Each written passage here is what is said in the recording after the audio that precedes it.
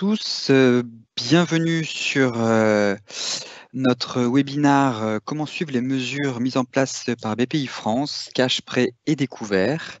Nous avons l'honneur d'animer ce webinar avec RedBridge, du coup, qui sera là pour vous expliquer toutes les mesures mises en place. N'hésitez pas à poser vos questions tout au long de la présentation sur le chat. Nous y répondrons à la fin. Voilà, et surtout, afin d'adapter vraiment notre présentation, n'hésitez pas non plus à nous mettre votre profession pour qu'on puisse du coup adapter si on voit qu'il y a peut-être beaucoup plus de trésoriers ou peut-être plus des DAF ou autres, on pourra adapter la présentation, donc vraiment n'hésitez pas. Voilà, je passe la main à José. Merci à tous. Bonjour à tous et merci d'assister à ce webinaire, donc en collaboration avec RedBridge. Donc, d'abord un petit mot sur l'agenda. Donc, on va juste faire une petite introduction et on passera la main directement à Muriel de RedBridge. Le but de ce webinaire, c'est vraiment de vous donner un maximum d'informations et puis d'avoir un échange avec vous à la fin. Donc, on laissera un peu plus d'espace sur les questions-réponses. Donc, on va faire un petit point sur l'agenda. Donc, Jérôme, voilà, donc je vous l'ai dit, l'introduction, tout ce qui est dispositif autour de BPI Finance et garantie d'État que Muriel développera. Et puis, on terminera par quelques slides juste pour vous indiquer quel est notre dispositif d'accompagnement et les prochains webinars. Et puis, 2-3 slides sur, comme vous êtes majoritairement client de notre de trésorerie, donc vous rassurer sur le fait que celle-ci va pouvoir vous accompagner. Donc, mais le plus important, donc nous aurons d'autres webinaires qui rentreront dans le détail de cette offre par rapport au contexte. Mais le but aujourd'hui, je le rappelle, c'est vraiment de vous donner un maximum d'informations et de vous permettre de vous accompagner. Donc, très rapidement sur le contexte, donc effectivement, c'est un contexte tendu de crise, ce qui veut dire qu'il va falloir pour l'ensemble des entreprises avoir une bonne visibilité de ces liquidités, les sécuriser surtout, et donc de pouvoir notamment être dans la recherche et l'optimisation des financements. Comme je le dis, le but c'est de sécuriser ces liquidités pour pouvoir faire face aux mois qui viennent. Donc je vais passer directement la parole à Muriel, puisque c'est vraiment le point le plus important. Bonjour à tous. Donc je suis Muriel Amias, donc Senior Director conseil en financement au cabinet RedBridge. RedBridge Debt and Treasury Advisory, cabinet de conseil en trésorerie et en financement, basé à Paris, à Londres, à Genève et aux États-Unis. Le but de cette séance aujourd'hui, c'est de vous décrire, de faire un panorama des différents dispositifs qui ont été annoncés par l'État, directement ou via BPI France, parce que BPI France est en fait un peu au cœur de ce dispositif. Vous expliquer un petit peu à quel type d'entreprise ces dispositifs sont accessibles, quels sont les termes et conditions de ces dispositifs, et puis enfin on terminera sur comment optimiser, comment renforcer sa liquidité, comment optimiser la liquidité, avec également quelques autres pistes alternatives ou complémentaires à ces dispositifs BPI et État. Donc pour commencer, donc en introduction, donc slide sur slide 4. Je ne sais pas si vous pouvez tourner les pages. Jérôme, je crois qu'il tourne les pages. Oui, c'est le schéma sur le contexte avec l'articulation des chiffres d'affaires. Alors attendez, parce que moi j'ai pas la même chose. Ah voilà, c'est bon. Il y a eu un petit temps de latence, très probablement. Donc, il y a 4 dispositifs qui sont mis en place aujourd'hui pour faciliter le financement des impasses de trésorerie durant la crise et pour faciliter également le passage de cette crise et faciliter, en tout cas, accompagner par des ressources financières adéquates la sortie de crise, plus ou moins progressive. Chaque groupe va devoir réviser ses offres, réviser sa stratégie. Donc, ces dispositifs visent aussi à passer la crise et à rebondir après la crise. Donc, en résumé, il y a 2 dispositifs de garantie BPI France sur des prêts bancaires. Donc, ce sont des prêts bancaires de trésorerie qui peuvent aller de 12 mois à 7 ans, qui s'adressent aux PME, aux ETI, et donc qui bénéficient d'une garantie BPI France. On a le 3e, donc là, il y a 2 types de garanties, on y reviendra. 3e dispositif, le financement direct par BPI France. Donc, c'est un prêt que fait BPI France directement, qui n'a pas de garantie, mais c'est un prêt qui s'appelle le prêt à tout, destiné aux PME et aux ETI, mais qui a l'avantage d'être très compétitif.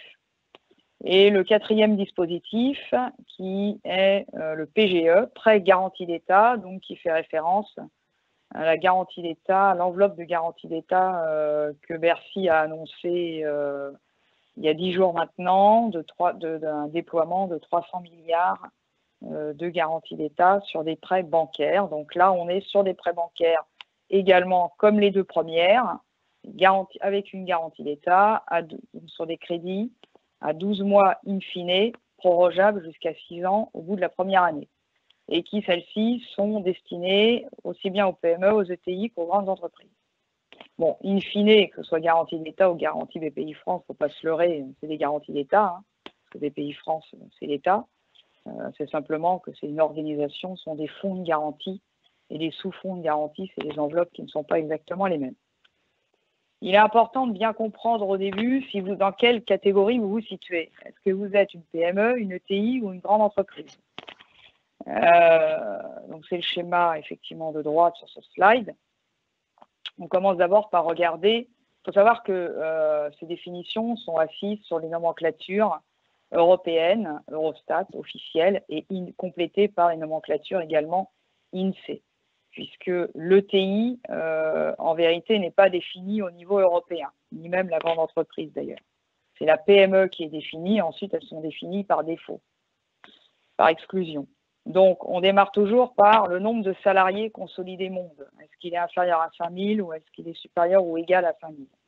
S'il est supérieur ou égal à 5000 dans le monde, votre effectif, donc on parle de l'effectif salarié, équivalent temps plein, vous êtes une grande entreprise.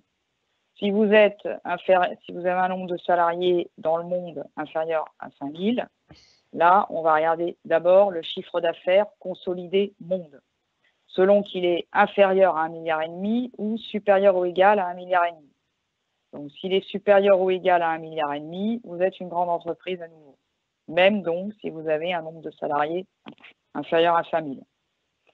Si vous avez un chiffre d'affaires inférieur à 1,5 milliard et donc des effectifs inférieurs à 5000, cela va dépendre également de votre total de bilan consolidé dans le monde. Total bilan, s'il est inférieur à 2 milliards, alors vous êtes TPE, PME ou ETI. S'il est supérieur ou égal à 2 milliards, alors à nouveau grande entreprise. Pour résumer également, les TPE, c'est moins de 10 salariés et un chiffre d'affaires inférieur ou égal à 2 millions d'euros. Donc là, je détaille le rectangle vert. Les PME, c'est moins de 250 salariés et un chiffre d'affaires inférieur ou égal à 50 millions d'euros ou un total de bilan inférieur ou égal à 43 millions. Et les ETI, c'est celles qui ne sont ni PME ni TPE et qui ne sont pas également des grandes entreprises.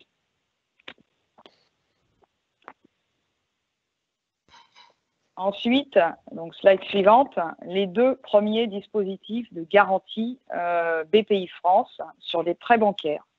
Slide suivante. La première, c'est la garantie BPI France sur une ligne de crédit confirmée coronavirus. C'est comme ça qu'ils l'ont appelée. Donc, c'est une ligne de crédit accordée par des banques privées avec une garantie BPI à hauteur de 100%, destinée à des PME ou à des ETI. Donc là, les grandes entreprises n'y ont pas accès.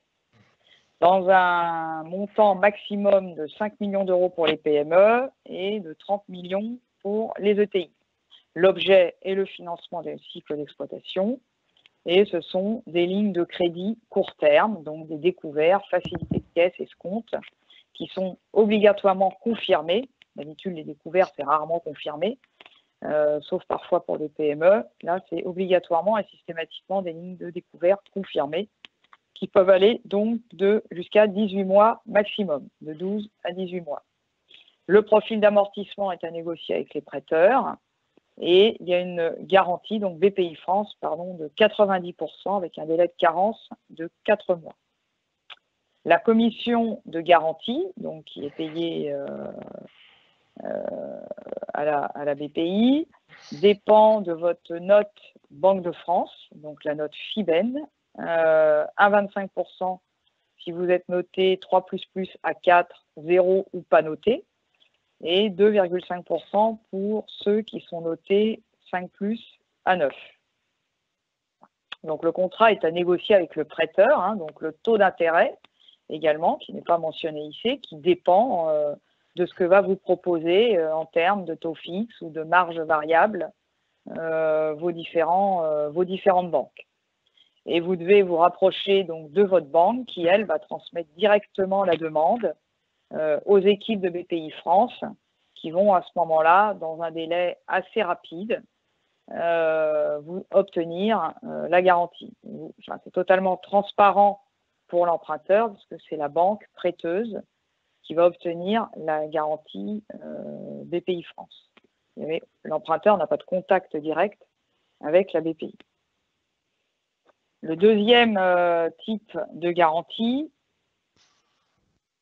sur des maturités un petit peu plus longues, donc c'est la garantie renforcement de trésorerie coronavirus, c'est la slide d'après, qui a un peu le même principe que la ligne de crédit confirmée coronavirus, mais un petit peu plus, avec un périmètre un petit peu plus large en termes d'objets et de maturité notamment. Puisque là, on va retrouver aussi des montants maximum pour les PME de 5 millions d'euros et pour les ETI de 30 millions d'euros. On va y revenir après, mais on ne peut pas cumuler la précédente avec celle-ci. Et avec le prêt à tout, qui est le financement direct de la BPI. Ces 3 premiers dispositifs qu'on vous a décrits au début, qu'on vous a listés au début, sont plafonnés à 5 millions d'euros pour les PME, 30 millions d'euros pour les ETI. L'objet est beaucoup plus large puisqu'on peut y mettre du renforcement du fonds de roulement, de la consolidation de crédit à court terme existant, d'externalisation d'actifs dans le cadre d'une cession bail ou même l'acquisition d'une société dans le cadre d'un plan de cession homologué après redressement judiciaire.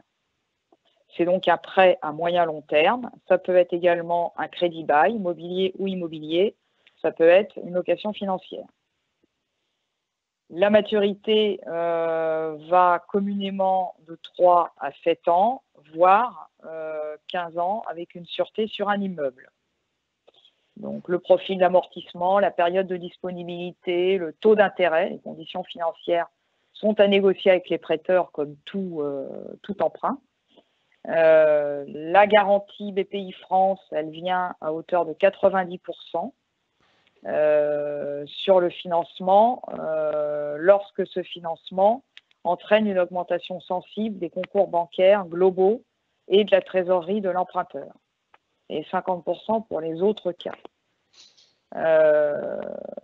Donc la garantie BPI France est plus importante quand il y a déjà une dette importante chez l'emprunteur.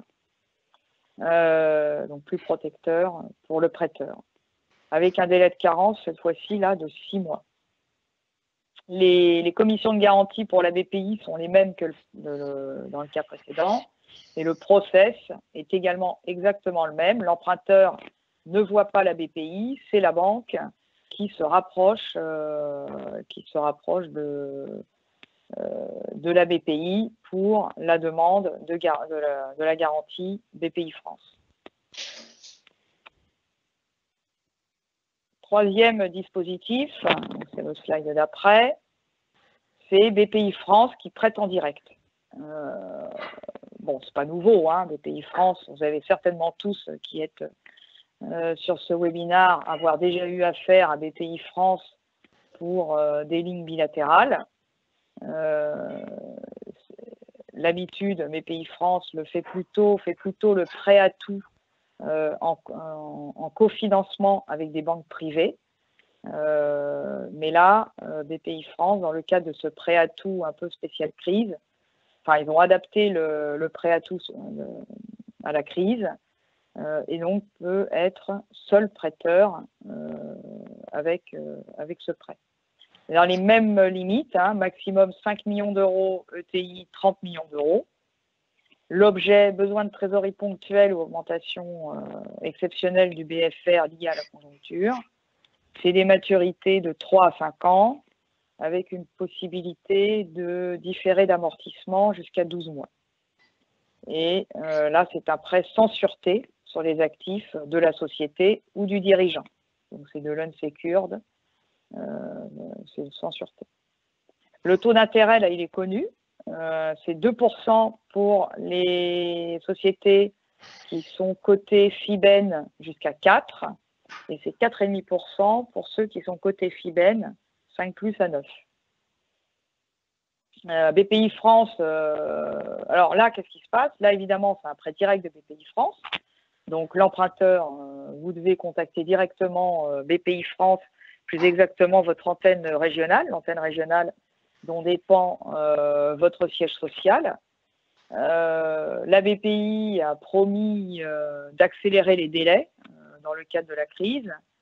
Et a priori, à partir du moment où ils ont reçu toutes les informations demandées, le contrat, effectivement, est également, fait quelques pages. Et normalement, en 15 jours ouvrés, vous pouvez obtenir votre prêt. Donc, attention, comme je disais, ce prêt à tout et les deux dispositifs de garantie BPI France coronavirus sont plafonnés donc à ces montants de 5 millions pour les PME et de 30 millions pour les ETI. On a vu également que le prêt à tout pouvait, de manière dérogatoire, j'espère qu'il n'y a pas de gens de BPI au téléphone, mais peut être accordé de manière dérogatoire à des grandes entreprises pour des groupes qui sont très proches des critères ETI, donc qui peuvent avoir un tout petit peu plus que 5000 salariés, par exemple, ou en favorisant des groupes de préférence familiaux.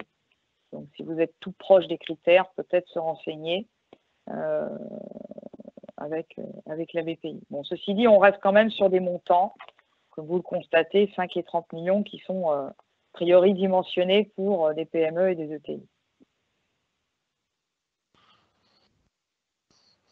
Donc, le dispositif le plus large et le plus conséquent en termes de volume, c'est quand même le prêt garanti d'État. Le prêt garanti d'État, le Trésor, Bercy a promis une enveloppe globale de garantie de 300 milliards d'euros. Ces 300 milliards d'euros ont été dimensionnés par rapport à l'encours moyen, à peu près, dernièrement connu, on va dire, des crédits bancaires de trésorerie en France, source Banque de France, qui sont à peu près de 260 milliards à fin décembre ou à fin janvier, dernièrement connus. Sachez aussi que ces 300 milliards correspondent grosso modo, quand on fait un petit calcul de coin de table, à 1 an de production annuelle de crédit bancaire. Hein, parce qu'en gros, l'encours de crédit bancaire en France, y compris les crédits mobilisés mais non encore utilisés, toutes les lignes RCF qui ne sont pas encore utilisées, c'est à peu près 980 milliards. On sait que c'est à peu près une maturité, que cet encours, il est rôlé à peu près par quart, à peu près. La durée moyenne, c'est à peu près 4 ans. Donc, c'est pour ça qu'on dit que 300 milliards, ça correspond à peu près à cette enveloppe-là. Donc, le prêt garanti d'État, là, cette fois-ci, il concerne toutes les sociétés. Hein, sauf quelques exceptions. Évidemment, il ne concerne pas les établissements financiers. Il ne concerne pas également, notamment, les acteurs du secteur immobilier, notamment les promoteurs immobiliers. Là, l'emprunte, c'est toujours un prêt bancaire, hein, par définition, et qui dispose donc d'une garantie d'État. Il a été construit, donc l'emprunteur, c'est une société qui doit être établie en France, obligatoirement.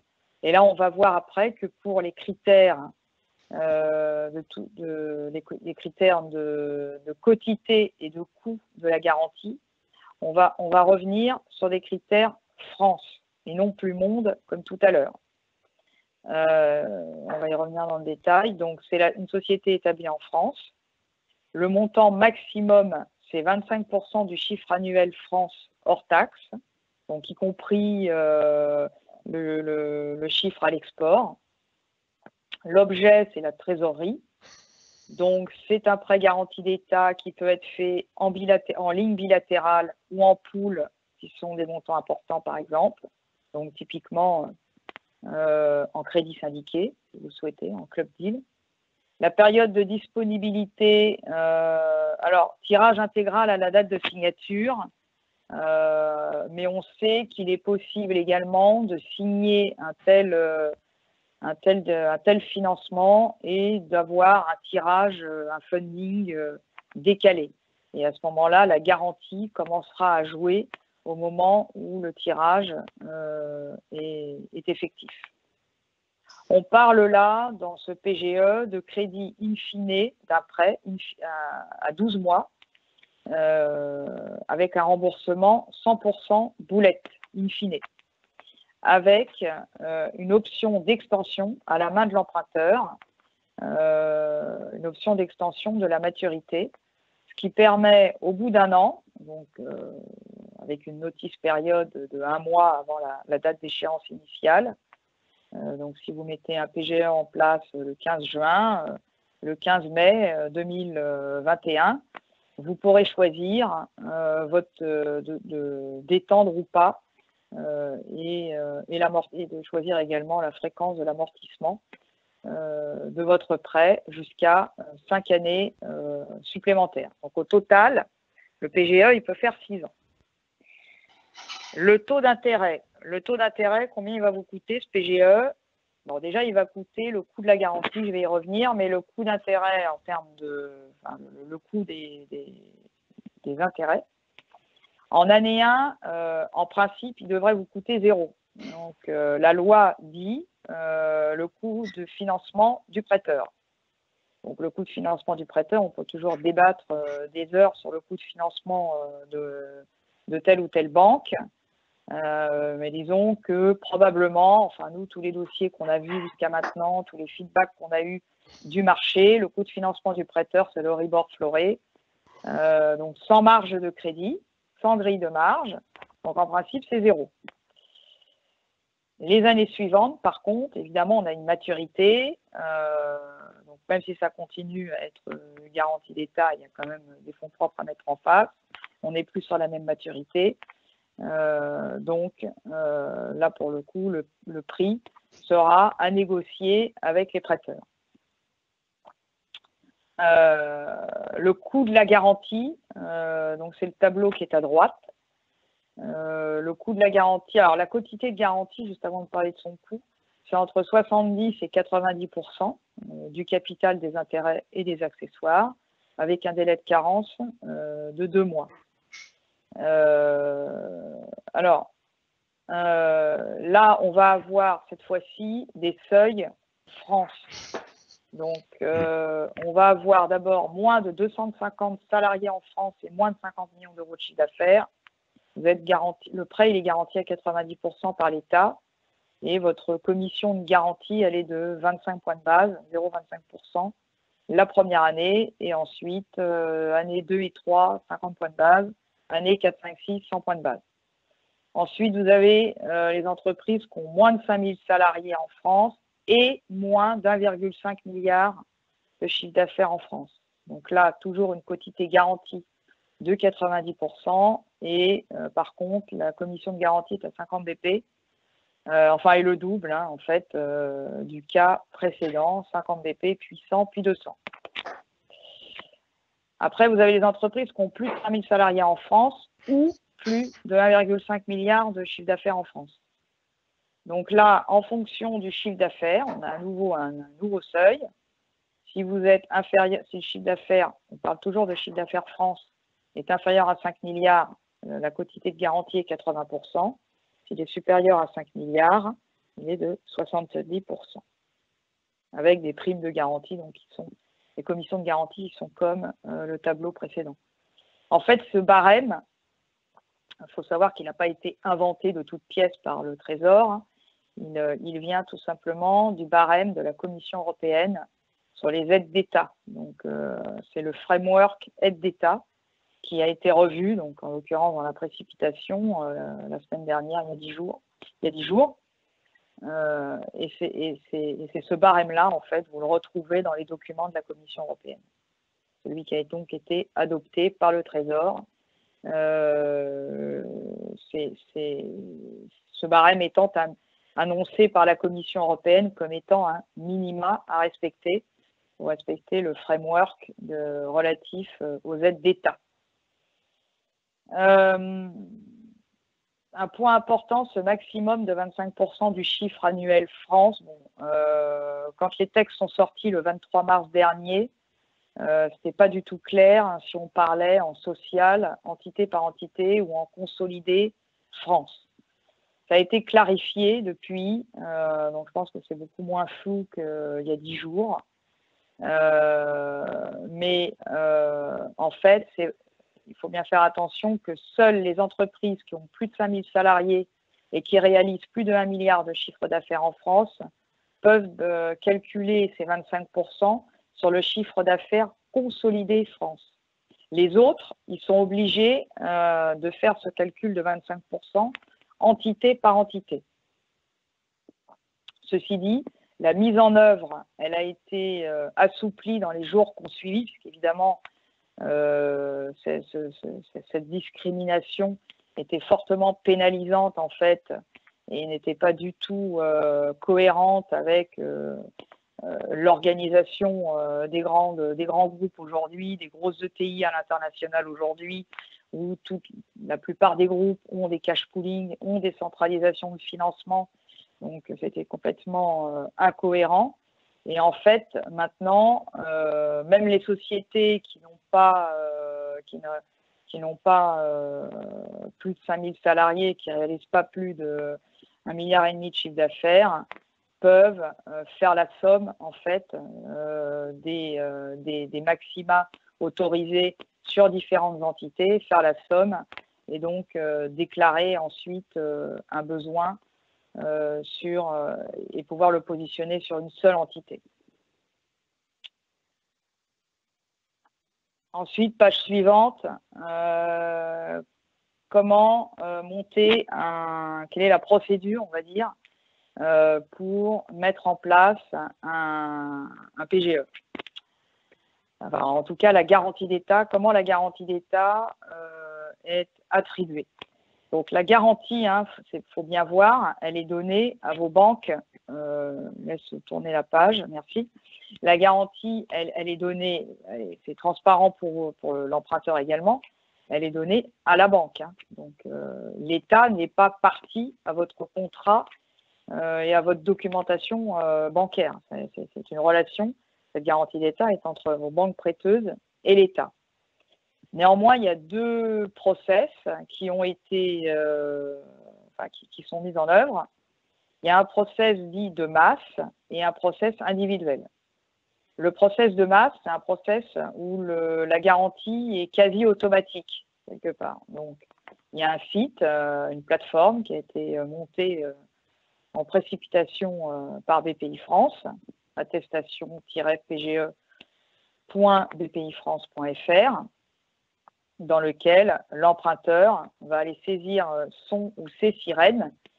Ces sirènes, si donc il y a plusieurs sociétés en social, va ainsi obtenir un identifiant qui va ensuite que l'emprunteur va transmettre à sa banque, et ensuite la banque va le communiquer donc au Trésor pour obtenir la garantie. Et en général, enfin, le BPI promet un délai de 5 jours pour revenir vers la banque avec la garantie. Donc cet identifiant, l'emprunteur ne peut l'avoir que lorsqu'il a eu un préaccord, voire ou surtout un accord ferme comité, donc un accord comité de ses prêteurs. Donc ce processus de masse, il est pour les sociétés qui emploient moins de 5000 personnes en France et qui réalisent un chiffre d'affaires inférieur à 1,5 milliard. Pour les groupes qui emploient plus de 5000 personnes en France ou, alors cette fois-ci c'est ou là, hein, et pas et, réalisant un chiffre d'affaires supérieur à 1,5 milliard, là il y a c'est important le ou parce qu'au début ils avaient mis et, hein. Et c'est devenu ou dans les jours d'après. Donc c'est un point également qui a été clarifié. Donc là on est dans un process individuel où en fait c'est le Trésor qui par arrêté individuel va accorder la garantie d'État au PGE.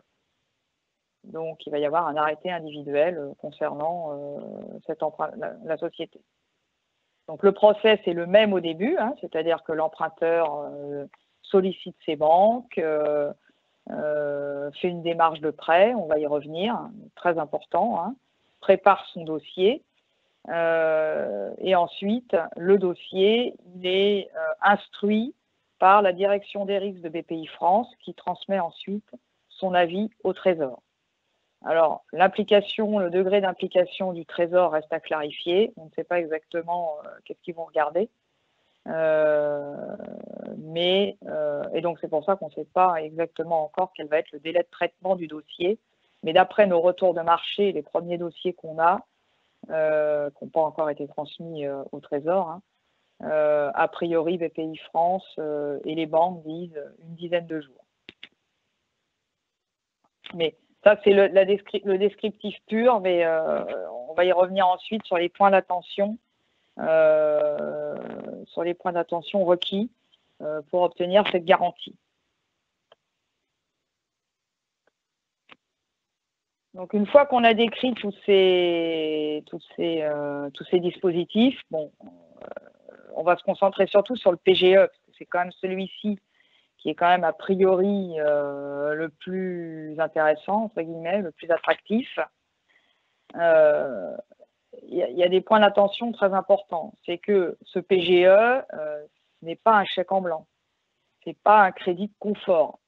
Ça n'exonère pas du tout de causer ou de documenter sa demande de prêt. Donc, comme vous l'avez entendu déjà, pour les grandes entreprises, vous avez dû tous entendre le coup de gueule de Bruno Le Maire sur les dividendes, par exemple, ou sur le report des charges. Ou sur pas le report des charges, pardon, les délais de paiement, de bien respecter les délais de paiement. Hein. Bruno Le Maire a dit que si les entreprises ne respectaient pas les délais de paiement à leurs fournisseurs, ils ne donneraient pas la garantie d'État. Donc on voit bien que tout ceci doit être expliqué et documenté. Alors déjà, premier point, de nombreux aspects ont été clarifiés ces tout derniers jours. Ici, effectivement, tout ce que je suis en train de vous dire, les 3/4 des choses ont été clarifiées ces derniers jours. Et le système reste quand même assez complexe, notamment du point de vue des critères d'éligibilité. Les critères d'éligibilité aux différents dispositifs, la manière dont sont déterminés les plafonds, les quotités de garantie, les commissions, le process d'octroi de la garantie, vous avez bien vu que les seuils différaient selon les sujets. Donc les modalités de mise en œuvre sont parfois un peu compliquées, voire kafkaïens parfois. Il y a des textes, donc comme vous le savez, 2 textes de loi qui ont été pris en urgence le 23 mars, le PLFR et l'arrêté. Donc effectivement un arrêté, qui ont été publiés le 23 mars, en urgence, donc forcément, on n'a pas tout. Donc, il faut agréger, recouper différentes sources. Depuis, il y a eu un certain nombre d'ordonnances qui sont parues. Il y a le framework également de la Commission européenne qui peut être intéressant. Ça, je vous en ai déjà parlé. Des sources de marché. Il y a eu des foires aux questions qui ont été, 2 foires aux questions qui ont été postées par BPI et les banques. Nous-mêmes, on a pas mal de retours d'expérience avec nos clients, avec les gens que l'on connaît. Et on voit que les retours d'expérience, quand vous interrogez 4 banques ou 5 banques de manière bilatérale sur vos dossiers, vous avez en général 4 réponses ou 5 réponses un petit peu différentes dans le détail. Donc, c'est important de bien interroger vos banques de manière séparée, de manière à pouvoir bien recouper et vérifier les informations. L'analyse de votre dossier et de son succès repose aussi sur une analyse crédit classique. On est sur une demande de prêt classique. Je crois que la demande, elle doit être causée, documentée par la crise Covid. Donc là, c'est très important. J'imagine que vous faites tous des prévisions de trésorerie.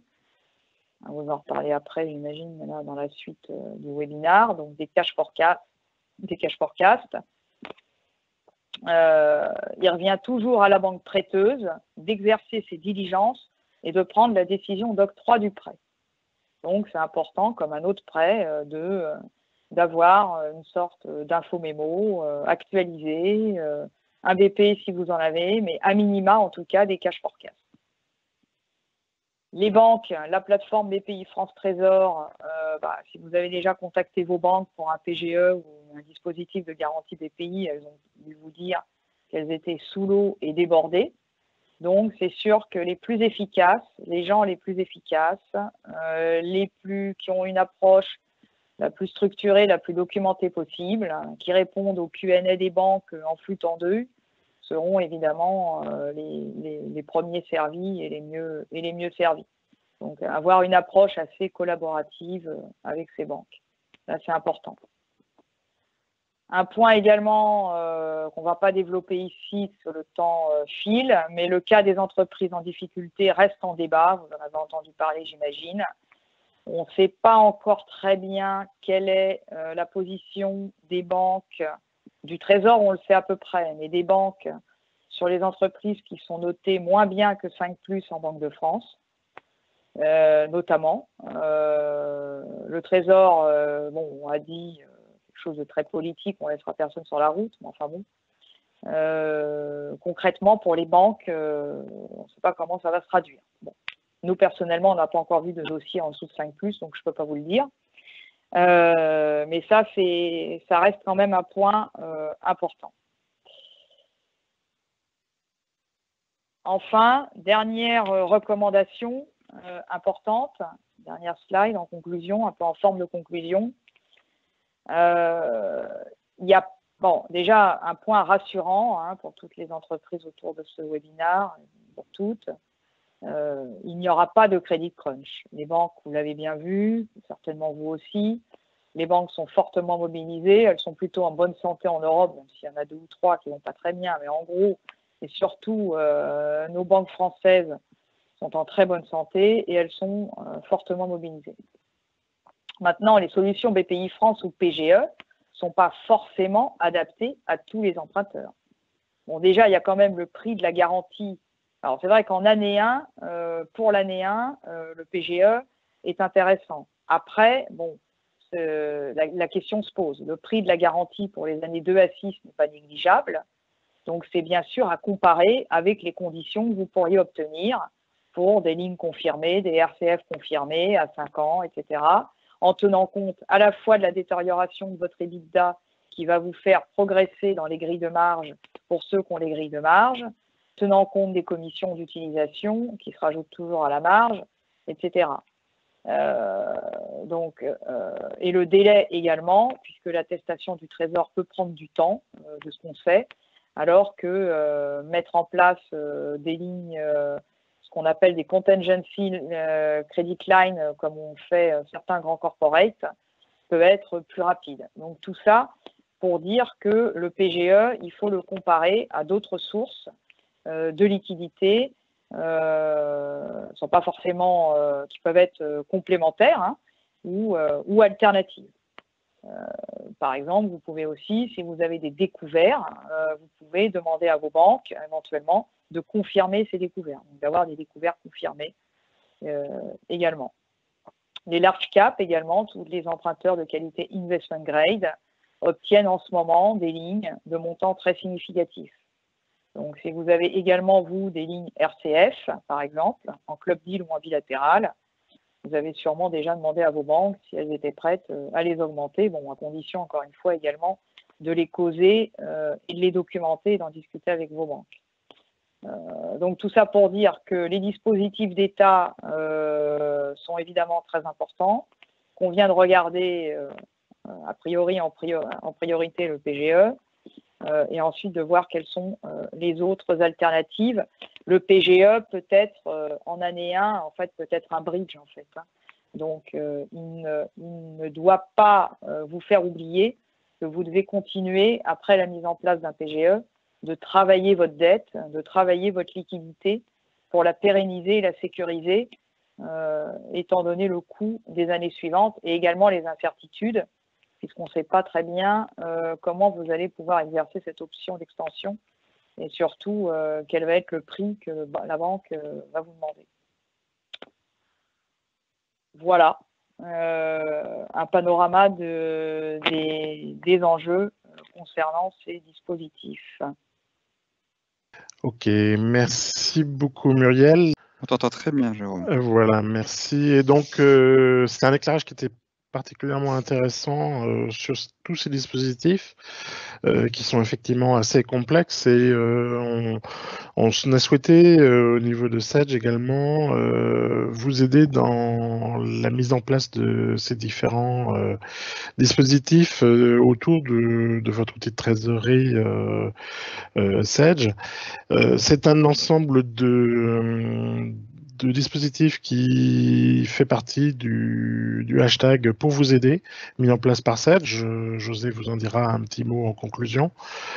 L'objectif, c'est de bien voir que sur l'ensemble des solutions XRT que vous pouvez avoir en place chez vous, que ce soit autour des solutions de communication, de signature, de paiement ou de trésorerie, bien, cette situation particulière à laquelle nous devons faire face vous conduit en fait à avoir un certain nombre d'actions, de paramétrage, d'adaptation de vos logiciels.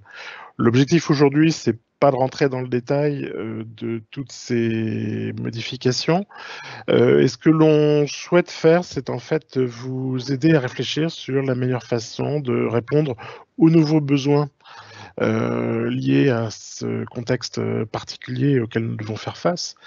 Ça va être tout d'abord, par exemple, d'assurer la sécurité de nos informations, puisque on peut redouter dans une période agitée telle qu'actuellement une recrudescence de tout ce qui peut être fraude au niveau des communications bancaires. Vous avez peut-être suivi déjà un webinaire qu'on a pu animer avec CertEurope et qui vous montrait déjà la façon dont on peut assurer la sécurité des informations.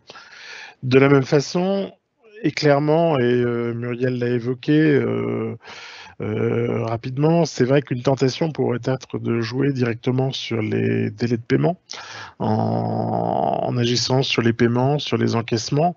Ça aussi, c'est quelque chose qui peut être considéré avec prudence. Ça peut être une des premières réactions, surtout en PME, pour essayer de maintenir la liquidité, puisque c'est bien l'objectif essentiel de la trésorerie. Il faut coûte que coûte pouvoir assurer ses échéances et pouvoir permettre à l'entreprise de fonctionner et de dégager les fonds de roulement dont elle a besoin pour travailler. Aujourd'hui, ce que l'on a vu, c'est la façon dont ces dispositifs BPI Finance et Entreprises et au niveau de l'État peuvent vous aider à prendre le relais de vos financements déjà en place pour financer votre activité. Eh bien, tout ça, ça va avoir des impacts également sur les financements et les placements que vous avez peut-être déjà dans votre entreprise. Et sinon, Sedge a pensé à vous proposer l'utilisation de cet outil de façon gratuite pour dépasser cette phase difficile au niveau des financements. Les marchés financiers sont également plus que secoués et donc également tous les aspects de risque au niveau des changes, au niveau des taux, sont également des points qui peuvent être nécessaires de suivre avec attention pour limiter les coûts qui sont liés à ces fluctuations. Et puis, en dernier point, et c'est quelque chose qui impacte également très clairement toutes vos prévisions de trésorerie, c'est comment faire évoluer vos prévisions, comment mettre à niveau les budgets que vous pouvez avoir établis et qui sont déjà remis en cause clairement par les perspectives qui sont plus que délicates à court et à moyen terme. Vous voyez, donc l'idée c'est qu'on on est impacté avec votre outil de trésorerie à plusieurs niveaux et on a souhaité en fait créer une série de séminaires, de web séminaires. Celui-ci est un petit peu le premier des séminaires concernant l'adaptation de votre trésorerie.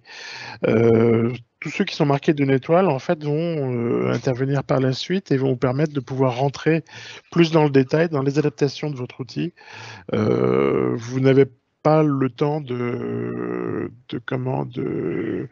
demander un complément de formation, vous n'avez pas forcément dans l'urgence la possibilité de demander une intervention. Donc on a voulu vous proposer ces web séminaires immédiatement pour pouvoir vous expliquer certains points qui vous permettent de dépasser la période actuelle.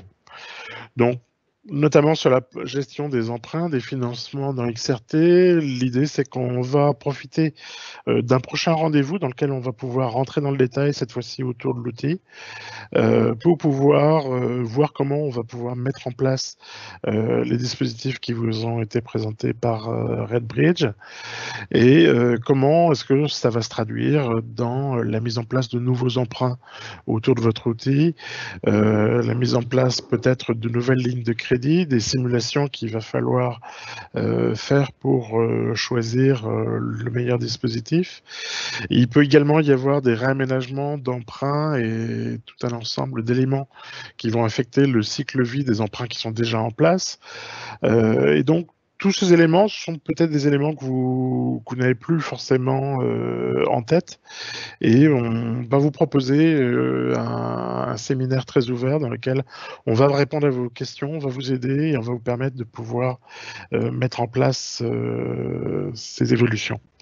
Donc ce premier rendez-vous, ce sera donc le 14 avril à 14 h et on pourra se retrouver tous ensemble sur cette notion d'emprunt.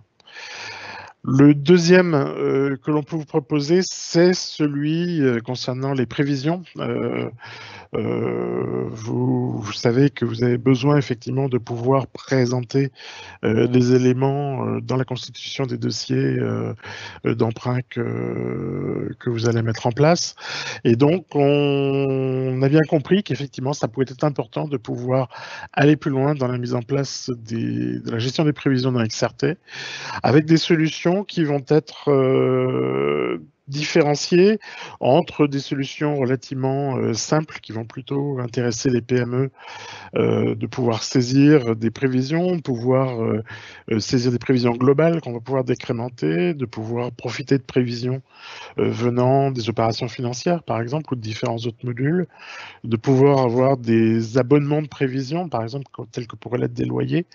Donc, on a tout un ensemble de solutions simples qui peuvent permettre à une PME de rentrer directement à un échéancier de prévision qui vont être pertinents, que vous allez pouvoir voir au travers de la fiche en valeur qui va instantanément vous permettre de traduire ces prévisions et puis pouvoir vous permettre de pouvoir négocier avec vos banquiers pour mettre en évidence quels vont être vos besoins de fonds de roulement, à quelle période, de quel montant, etc.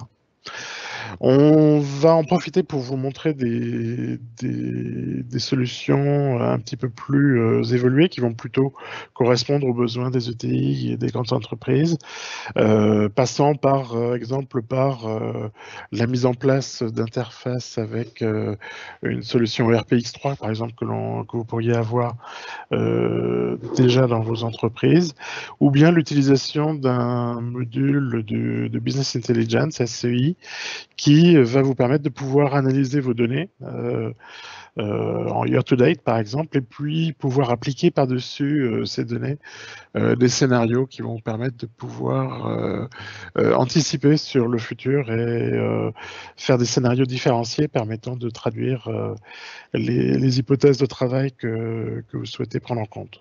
Et puis, le module budget, donc, qui est également un module particulièrement puissant et qui peut vous permettre de mettre à jour vos scénarios et de gérer ces différentes évolutions. Pour tous ces aspects-là, ça sera plutôt un rendez-vous qui aura lieu le 20 avril à 14 h et on vous attend donc nombreux pour pouvoir échanger autour de ces informations.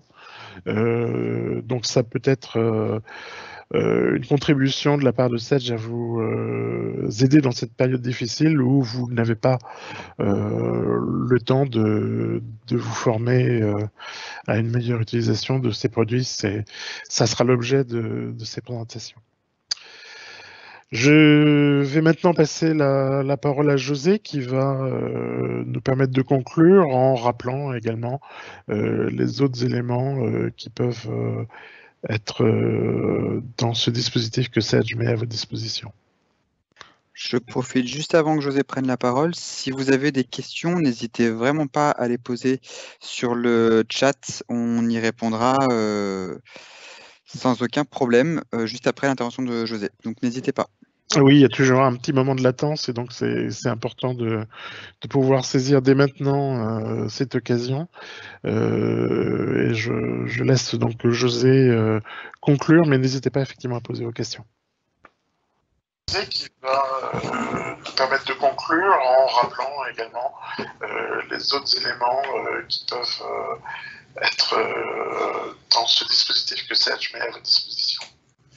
Merci Jérôme. Juste avant que José prenne la parole, si vous avez des questions, n'hésitez vraiment pas à les poser sur le chat. On y répondra sans aucun problème juste après l'intervention de José. Donc n'hésitez pas.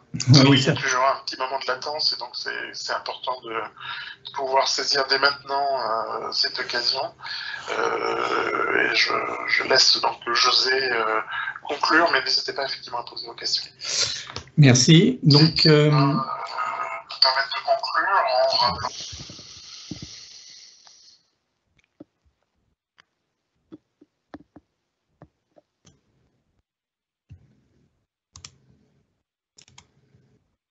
oui, vous m'entendez? Oui. Oui, on t'entend, José.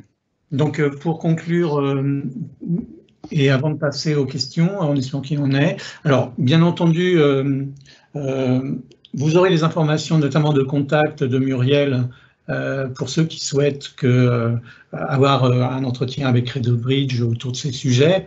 Donc, Donc, il n'y a pas de souci sur ce point-là. Et comme l'a dit Jérôme, donc on a mis en place un ensemble de sites et de points de contact. Donc, le premier, bien sûr, on a sur notre site web de l'information légale et sur la réglementation, les principales mesures pour les entreprises, donc qui résume un peu les éléments donnés par Muriel, sans aller dans ce niveau de détail. Des informations sur comment organiser la continuité d'autres activités, donc des FAQ autour de ça. On a une lettre mensuelle et il y a pour tous nos clients le site d'information client qui s'appelle SafeCity, dans lequel vous avez toutes les informations de mise à jour et d'éléments particuliers. Merci beaucoup. Merci. Merci à tous. Au revoir. Au revoir. Merci. Et à très bientôt. Merci à tous.